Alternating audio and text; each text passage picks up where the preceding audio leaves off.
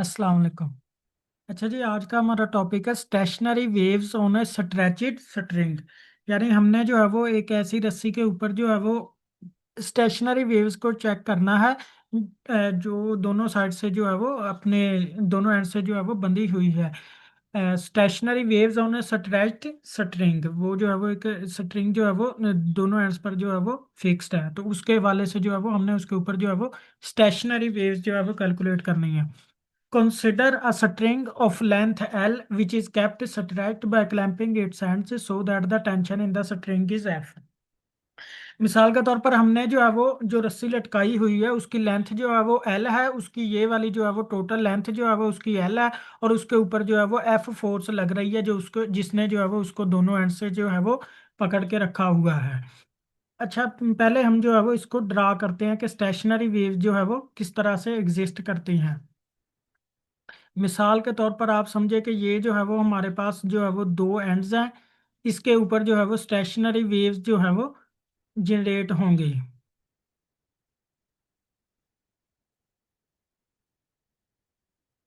ये आप समझे कि जी क्रस्ट है और ये जो है वो ट्रफ है, ये जो है ठीक सी नहीं बनी, ये क्रस्ट और ट्रफ है। अच्छा, इस साइड से जो है वो मिसाल के तौर पर ये जो है वो स्ट्रिंग है, इसको अगर जो है वो अगर हम इसके ऊपर ट्रांसवर्स वेव जो है वो प्रोड्यूस करवाते हैं।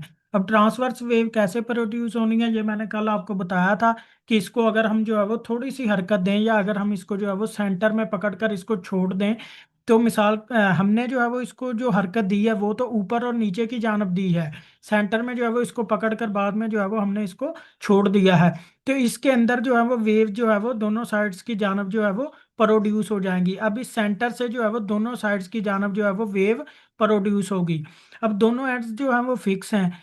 अब जब वेव जो है वो यहाँ से जब इस जानब जाएगी तो वहां जो है वो एंड के ऊपर जो है वो लगकर वापस भी जो है वो वहां से भी जो है वो वेव बैकवर्ड जो है वो प्रोड्यूस होगी। इसी तरह जो ये वाला सेंटर है यहाँ से भी जो है वो वेव जब इस जानब को जाएगी तो वहां जो है वो फिर वहां से लाकर भी जो है वो वेव वापस की जानब जो है वो आएगी। तो यहाँ पर जो है वो दोनों जानब से जो है वो वेव प्रोड्यूस होगी। अब हमारे टॉपिक का नाम है stationery waves on A stretched string. ये वाली जो डायग्राम मैंने बनाई है इसका मकसद क्या है? इसका मकसद आप लोगों को समझाना ये है कि जब हमने कहा कि जी स्टेशनरी वेव्स, तो क्या ये जो है वो जिसकी बात हम करने जा रहे हैं टॉपिक की, क्या वो वाली वेव जो है वो वाकई स्टेशनरी वेव्स हैं भी या नहीं? तो देखिए, स्टेशनरी वेव्स होती क्या हैं, ये हमने जो है वो मैंने पिछले लेक्चर के अंदर भी पिछले से पिछले लेक्चर के अंदर जो है वो मैंने बताया था कि जो स्टेशनरी वेव्स हैं उनकी फ्रीक्वेंसी, टाइम पीरियड, वेवलेंथ, उनकी जो है वो सारी चीज़ें जो है वो बिल्कुल सेम होती हैं। तो उनके अंदर जो है वो फर्क किस चीज़ का होता है? डायरेक्शन का। उनके अंदर जो है वो डायरेक्शन बिल्कुल ऑपोजिट होती है। अब अगर आप यहाँ पर देखें तो इसकी जो है वो क्रस्ट है, और वो जो वेव जो उस जानब से जो है वो वापस आई है उसकी यहाँ पर क्या है? ट्रफ। तो इनकी जो है वो सिर्फ डायरेक्शन चेंज होती है, बाकी इनकी speed, frequency, wavelength, time period, इनकी जो है वो सारी की सारी चीजें जो है वो सेम होती हैं। तो इस वजह से जो है वो हम इनको जो है वो स्टेशनरी वेव्स कहते हैं। अच्छा, अब जो है वो हम अपने जो है वो असल टॉपिक की तरफ आते हैं। If the string is plucked at its middle point.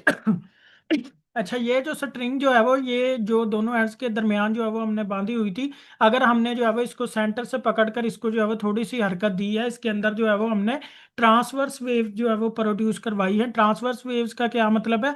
वो जो है वो डायरेक्शन ऑफ मोशन, जिस समत में हमने डायरेक्शन दी है, और जो एनर्जी जो है वो ट्रेवल करती है वो 90 के जो है वो एंगल के ऊपर जो है वो प्रोड्यूस होती है। लॉन्गिट्यूडिनल में जो है वो पैरेलल प्रोड्यूस होती है जीरो एंगल पर, जीरो एंगल पर। अच्छा, two transverse waves will originate from this point. तो इस सेंटर पॉइंट से जो है वो दो ट्रांसवर्स वेव्स प्रोड्यूस होंगी।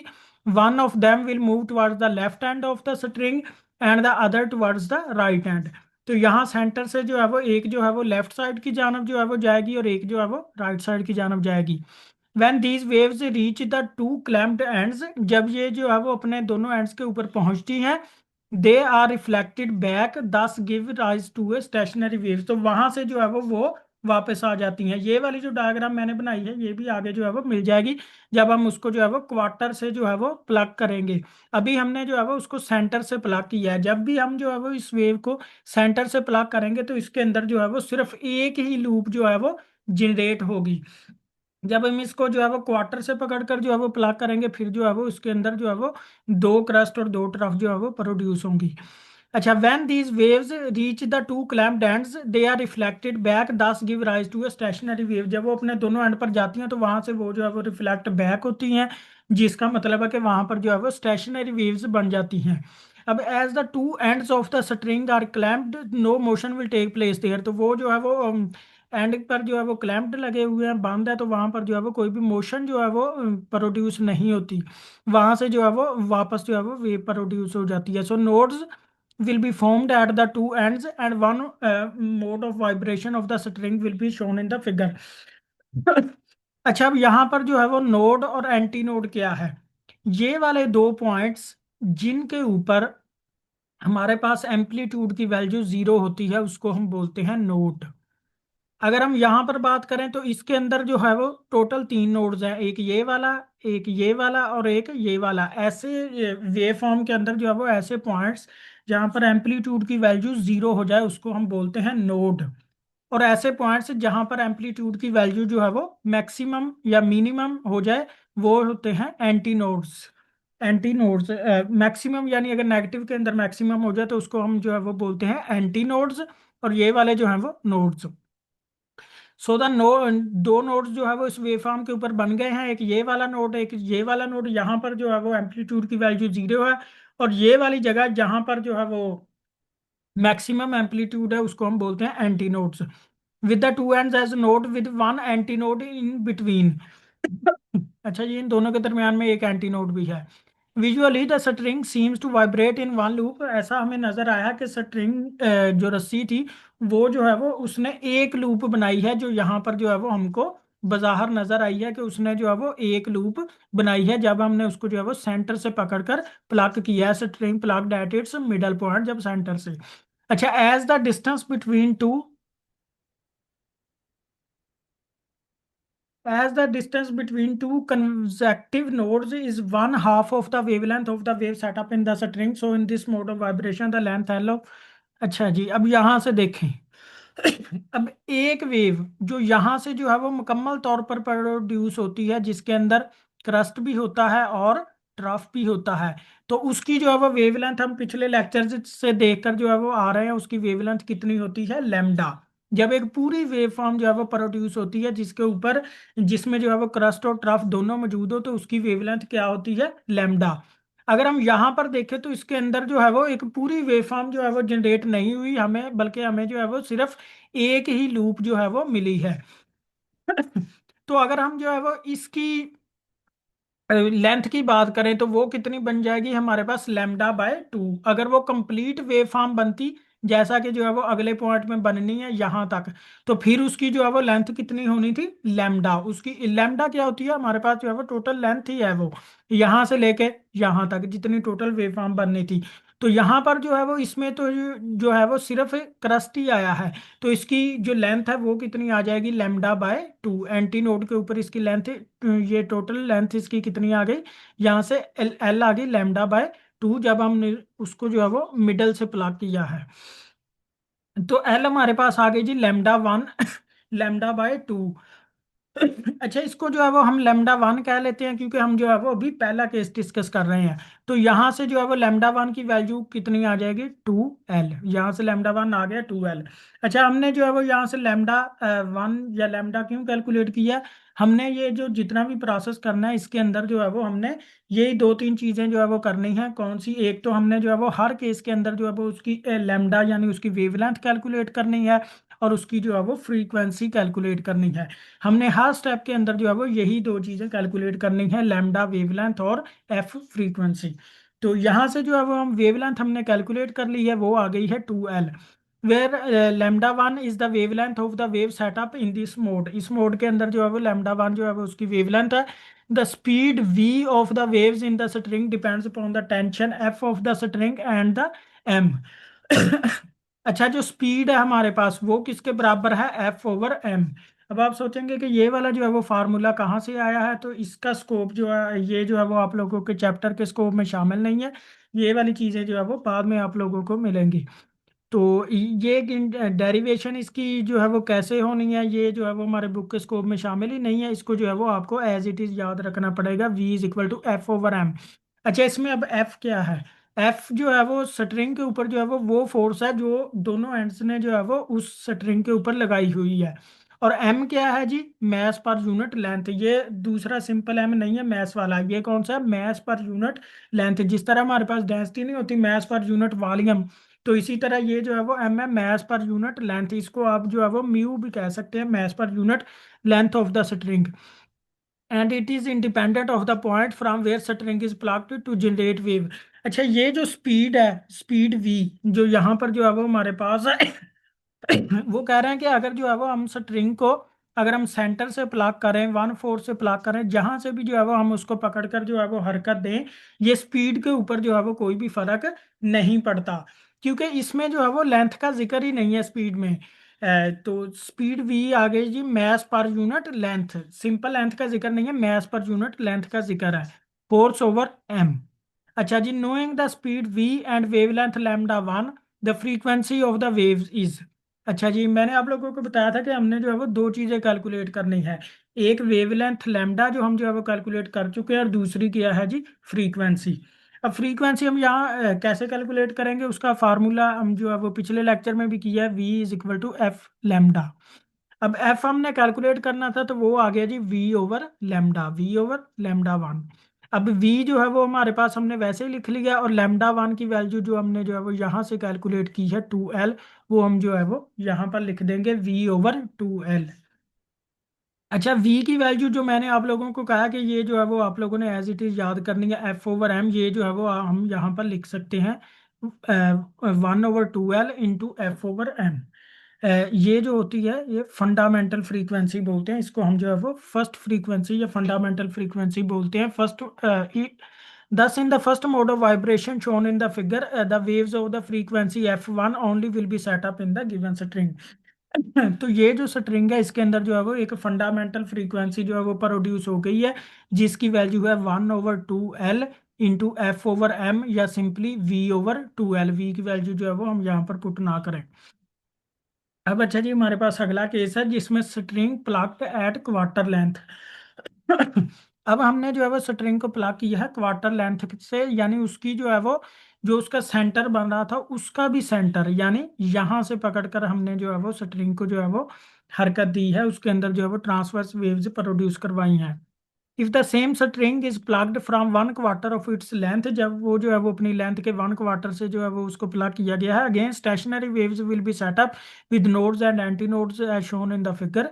अच्छा जी, note that now the string vibrate in 2 loops. अब जब हमने उसको जो है वो 1/4 से जो है वो उसके अंदर उसको प्लग किया है, तो उसके अब उसके अंदर जो है वो दो लूप्स जो है वो प्रोड्यूस हुई हैं, एक ये वाली और एक जो है वो ये वाली। This particular configuration of nodes and antinodes has developed because the string was plucked from the position of an antinode। तो अब जो है वो एंटीनोड से जो है वो इसको प्लग किया गया है। As the distance between two consecutive nodes is half the wavelength, so the length L of the string is equal to the wavelength of the wave set up in the mode। अच्छा, हमने जो है वो पिछले के अंदर भी जो है वो हमने लेंथ कहाँ से कैलकुलेट की थी जी? λ/2 या λ1/2। उसमें हमने क्या कहा था कि जब जो है वो एक वेवफॉर्म पूरी प्रोड्यूस हो, तो फिर जो है वो उसकी वेवलेंथ लैम्डा के बराबर होती है। तो यहाँ पर हमारे पास जो है वो दो वेवफॉर्म प्रोड्यूस हुई हैं। पहले हमारे पास जो है वो सिर्फ इतना पोर्शन था, तो उसकी जो है वो लेंथ हमारे पास क्या आ गई थी? λ/2। तो अब जो है वो हमारे पास दो वेव फॉर्म है, एक ये वाली एक ये वाली, इसकी भी λ/2 और इसकी भी λ/2। ये आ गया λ/2 प्लस λ/2। और ये जो है वो हम दूसरे केस को डिस्कस कर रहे हैं, तो यहाँ पर जो है वो हमने इसको λ2 का नाम दे दिया, λ2/2 प्लस λ2/2। इसका जो है वो हमने एलसीएम लिया, तो यहाँ से जो है वो 2 से 2 कैंसिल, λ2 किसके बराबर आ गया जी? L के लेंथ के। ये वैसे भी बात बिल्कुल क्लियर है, क्योंकि अब जो है वो इतना जो है वो एरिया, और इस सारे के अंदर जो है वो वेवलेंथ मैंने जैसे कि आप लोगों को पहले ही बताया कि वो जो है वो लैम्डा के बराबर होती है। तो सेकंड केस है तो सा λ2 लिखा हुआ है, तो लेंथ जो है वो यहाँ पर जो है वो λ2 के बराबर आ गई। अब comparison of equation 7.5 with equation 7.1 shows that a wavelength in this case is half of that in the first case. यहाँ पर जो है वो वेवलेंथ जो है वो हमारे पास कम हो गई है, वहां पर जो है वो 2L थी, अब यहाँ पर हमारे पास जो है वो सिंपली L है। Equation 7.2 shows that the speed of the wave depend on the tension and mass per unit length of the string। अच्छा, जो स्पीड का जो मैंने आप लोगों को बताया कि फार्मूला आपने जो है वो एज इट इज याद करना है, तो वो किसके ऊपर डिपेंड कर रही थी? फोर्स, फोर्स और मास पर यूनिट लेंथ। ये जो टेंशन है ये फोर्स ही होती है, तो टेंशन और mass per unit length of the string के ऊपर जो है वो डिपेंड कर नहीं कर रही थी। It is independent of the point where the string is pluck. तो हमने जो है वो स्ट्रिंग को कहाँ से प्लग किया इस बात के ऊपर तो वो डिपेंड कर ही नहीं रही थी। इस वजह से स्पीड जो है वो, सो स्पीड भी remains the same in both cases. अच्छा, अब इस केस के अंदर भी जो है वो हमने वेवलेंथ को कैलकुलेट जो है वो हम कर चुके हैं। If F2 is the frequency of vibration of string in the second mode. अब फ्रीक्वेंसी वही formula V is equal to F lambda, so F आ गया V ओवर लैम्डा। तो यहाँ से जो है वो लैम्डा टू की वैल्यू जो है वो हम यहाँ से पुट कर देंगे L। सो लैम्डा टू जो है वो L के बराबर है, तो F2 आ जाएगा V ओवर L। अब जो है वो हम ऊपर भी और नीचे भी जो है वो 2 से डिवाइड भी कर लेते हैं और मल्टीप्लाई भी कर लेते हैं, सो 2V ओवर 2L। अच्छा, ये वाला जो दो है इसको जो है वो हम कुछ देर के लिए जो है वो थोड़ा सा बाहर रखते हैं। पीछे क्या बच जाएगा? V over 2L। अब ये जो V ओवर 2L है ये किसके बराबर था? F1 के। जो फंडामेंटल फ्रीक्वेंसी हमने जो है वो पहले केस के अंदर देखी है, उसमें भी हमने कहा था कि 1/2L, साथ हम लिख दें जी फोर्स ओवर M या mu, mass per unit length, या वहां पर जो है वो उसकी जगह पर हम V लिखा रहने दे, जो है वो एक ही बात है। तो फ्रीक्वेंसी, जो फंडामेंटल फ्रीक्वेंसी जो हमने पहले केस के अंदर जो है वो देखी थी, वो क्या थी जी? V over 2L। तो अच्छा, अब ये वाला V ओवर 2L किसके बराबर आ गया? फंडामेंटल फ्रीक्वेंसी F1 के। तो F2 किसके बराबर आ गया? F2 is equal to 2F1। Thus when the string vibrates in two loops. तो जब जो है वो हमने उसको 1/4 से जो है वो हमने उसको प्लग किया, तो वो जो है वो दो लूप्स के अंदर जो है वो उसने हरकत की, and its frequency becomes double then when it vibrates in one loop. जब जो है वो उसने एक लूप बनाई थी तो उसकी फ्रीक्वेंसी हमारे पास जो है वो सिंगल थी, V ओवर 2L। लेकिन अगर हम यहाँ पर बात करें तो फंडामेंटल फ्रीक्वेंसी का डबल हो गई है। अच्छा, अगर हम फिर जो है वो इसको मजीद जो है वो अ, थोड़ा पीछे से जो है वो अगर हम इसको प्लाट करें, तो उसकी जो जो F3 आएगी वो क्या हो जाएगी? 3F1। F3 क्या हो जाएगी? 3F1। अगर हम F4 चेक करें तो वो हो जाएगी जी 4F1। इसका मतलब है जितने, हर दफ़ा जो है वो जिसके साथ हम जिस भी पॉइंट से हम प्लाट करते हैं, तो उतने के साथ जो है वो फंडामेंटल फ्रीक्वेंसी मल्टीप्लाई हो जाती है। अच्छा, ये अब ये वही बात आगे आ गई है कि string plucked at an arbitrary point, let the string resonates in number of loops with n+1। तो उसके अंदर जो है वो n+1 लूप्स, n+1 उसके अंदर नोड्स आ जाएंगी, क्योंकि नोड जो है वो एंटी नोड से ज्यादा होती है। हमने पहले केस में भी चेक किया कि जहाँ पर जो है वो सिर्फ एक ही लूप बनी थी, वहां पर भी जो है वो हमारे पास नोड जो है वो ज्यादा थी, और n जो है वो एंटी नोड थी, यानी एंटी नोड हमारे पास एक थी और नोड जो है वो दो थी। तो नोड जो है वो n+1 वो एंटी नोड से जो है वो एक ज्यादा ही होता है। Thus we can say that if the string is made to vibrate in n loops, अगर हम जो है वो उसको इस तरह से प्लाग करवाते हैं कि वो n loops बना दें, the frequency of stationary wave set up on the string will be, तो फिर उसकी फ्रीक्वेंसी कितनी आ जाएगी? n into F1। ये V ओवर 2L क्या है? वही है F1। n into V over 2L, n into V over 2L, ये V ओवर 2L क्या है? F1। सो Fn किसके बराबर आ जाएगी? NF1 के। एंड द corresponding वेवलेंथ जो है वो ये है। जब हमारे पास फर्स्ट केस था तो वहां पर जो है वो हमारे पास 2L/n, 2L/n। जब हमारे पास फर्स्ट केस था तो यहाँ पर जो है वो 1 लिखा हुआ था, 2L/1, तो 1 हमने जो है वो इस वजह से लिखा नहीं था, तो वो आ गई थी जी 2L। फिर जब हमारे पास सेकंड केस था, जब उसने दो लूप्स बनाई थी, तो वो 2L/, जब n की जगह पर हमने 2 पुट किया था, तो 2 से जो है वो कैंसिल हो गया था। तो λ2 किसके बराबर आ जाएगी? L के बराबर आ गई थी। अब इसी तरह जो है वो n टाइम्स अगर इसने जो है वो n लूप्स बनानी है, तो इसकी जो वेवलेंथ किसके बराबर आ जाएगी? 2L/n। ये हमारे पास जो है वो जनरल फार्मूला आ गया, where n is equal to 1 2 3। अब इसके ये जो भी डिस्कशन हमने की है इसके मतलब जो है वो यहाँ पर जो है वो कंक्लूजन बताया गया है। ये सारा थ्योरेटिकल है, इतना अहम भी नहीं है। The stationery waves have a discrete set of frequencies, तो उसकी फ्रीक्वेंसीज जो है वो डिस्क्रीट आती हैं, यानी जो है वो खास पॉइंट के ऊपर F1 2 F1 3 F1 N F1 इसी तरह जो है वो बढ़ती जाती हैं, which is known as harmonic series. The lowest characteristic frequency of vibration is the fundamental frequency, जो सबसे पहले वाली थी जो लोएस्ट थी वो फंडामेंटल फ्रीक्वेंसी थी, corresponding to the first harmonic.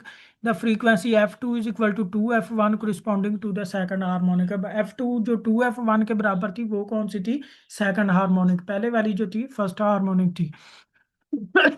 तो इसी तरह जो है वो वही चीजें जो है वो यहाँ पर लिखी हुई हैं।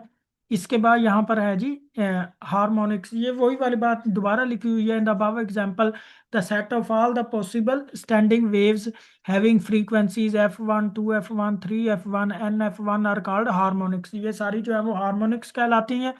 द लोएस्ट और fundamental frequency of all the harmonics is called the fundamental और फर्स्ट हार्मोनिक। जो सबसे पहले वाली थी उसको फंडामेंटल फ्रीक्वेंसी या फर्स्ट हार्मोनिक कहते हैं। Subsequent frequencies are called as second harmonic, third harmonic and nth harmonics. अच्छा, अब आगे जो है वो यहाँ पर एक एग्जांपल बताई हुई है। Stationary wave is established in a string which is 120 centimetre long. अब उसकी लेंथ बताई हुई है 120 centimetre and fixed at both ends, और दोनों एंड से जो है वो फिक्स्ड है। The string vibrates in 4 segments. अब उसने जो है वो कितने लूप्स बनाए हैं? 4, at a frequency of 120 hertz, यानी फोर्थ जो उसकी फोर्थ फ्रीक्वेंसी है वो क्या है? 120 hertz. Determine its wavelength and the fundamental frequency. अब हमने जो है वो वेवलेंथ जो है वो λ4 कैलकुलेट करनी है, जिसके ऊपर फ्रीक्वेंसी उसकी कितनी है? 120 हर्ट्ज। अब हमने जो है वो वेवलेंथ कैलकुलेट करनी है, और फंडामेंटल फ्रीक्वेंसी जो फर्स्ट फ्रीक्वेंसी है वो हमने कैलकुलेट करनी है। अब लेंथ हमें कितनी दी हुई थी जी? 120 सेंटीमीटर। उसको जो है वो हमने मीटर से कन्वर्ट कर लिया, इसको 100 पे डिवाइड किया तो मीटर्स में आ जाएगी। तो एन हमारे पास क्या है जी? 4 है। यहाँ पर जो है वो उसने 4 लूप्स बनाई है। तो जो F4 है, जो फोर्थ हार्मोनिक है, वो कितनी है जी? 120 हर्ट्ज। तो फंडामेंटल फ्रीक्वेंसी F1 और लैम्डा जो है वो हमने कैलकुलेट करनी है। अच्छा जी, as the string vibrates in 4 segments and the distance between two consecutive nodes is λ/2, so the wavelength of the string is. यहाँ से ये वाला फार्मूला जो हम पहले करके आए हैं, लैम्डा जो है वो 2L/n। अब यहाँ पर जो है वो हम फोर्थ की बात कर रहे हैं, तो λ4 वो आ जाएगी 2L/4। 2 × L की वैल्यू जो है वो 1.2 मीटर/4। यहाँ से जो है वो λ4 हमारे पास आ गया 0.6 मीटर्स। और दूसरी जो है वो हमने क्या चीज कैलकुलेट करनी थी? String vibrates in n loops then the frequency of stationary waves. तो हमने जो है वो फंडामेंटल फ्रीक्वेंसी कैलकुलेट करनी थी F1। अच्छा, Fn किसके बराबर होता है जी? NF1 के। तो हमारे पास जो है वो टोटल 4 लूप्स थी। F4 किसके बराबर आ गया जी? 4F1 के। F4 की वैल्यू हमारे पास गिवन है 120 हर्ट्ज। 4 × F1, तो 4 जो है वो इस तरह मल्टीप्लाई हो रहा है, दूसरी तरफ जाके जो है वो डिवाइड हो जाएगा, तो हमारे पास जो है वो 30 हर्ट्ज आ जाएगी frequency. And this is 7.5 topic stationery waves in stretched string. तो कल इंशाल्लाह जो है वो 7.6 टॉपिक करेंगे इंशाल्लाह। होपफुली यही कोशिश है कि छुट्टियों के अंदर जो है वो इस चैप्टर को जो है वो ख़त्म किया जाए। Thank you.